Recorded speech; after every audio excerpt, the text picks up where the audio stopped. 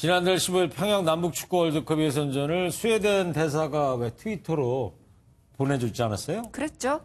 그런데 많은 나라의 그 대사들이 서울에 주재를 하면서 북한 대사를 겸임하는데요. 스웨덴은 평양에도 있나 보죠? 네. 스웨덴하고 영국, 중국, 러시아 등이 그렇다네요. 그래서 평양 특파원 역할을 할 수 있었답니다. 혹시 최 앵커께서는 외국 특파원 해보지 않으셨어요? 안 한 게 아니라 못했어요. 아, 네. 왜요? 영어가 짧아서.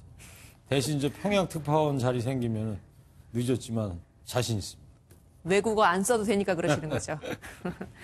네, 이 내용 주진희 기자가 보도하겠습니다.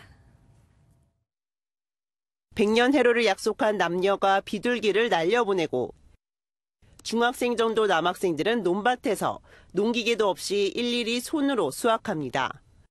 모두 최근 한 달 사이 북한 모습으로 콜린 크룩스 북한 주재 영국 대사가 SNS에 올렸습니다. 심지어 김정은 위원장이 남측 시설물 철거를 지시한 직후 금강산에 가서 해금강 호텔 등 우리 시설도 돌아본 것으로 보입니다. 지난해 12월 북한 대사로 임명된 이후부터 SNS에 북한 소식을 전하면서 사실상 평양 특파원 역할을 하고 있는 겁니다. 저는 평양 주재 영국 대사 콜린 크룩스입니다. 여기는 평양 김일성 광장입니다. 트위터에서 많은 관심을 바랍니다. 최근 있었던 남북 축구 경기에서 선수들의 몸싸움이나 무관중 모습을 전했던 요아킴 베리스트렘 주북 스웨덴 대사도 빠질 수 없습니다.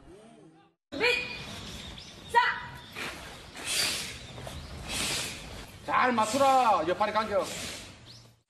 호텔 직원들이 태권도 연습을 하는 일상 모습부터 UN 지원을 받은 아이들이 비누로 손을 닦는 모습 등 국제사회의 지원 상황도 꼼꼼히 올라옵니다.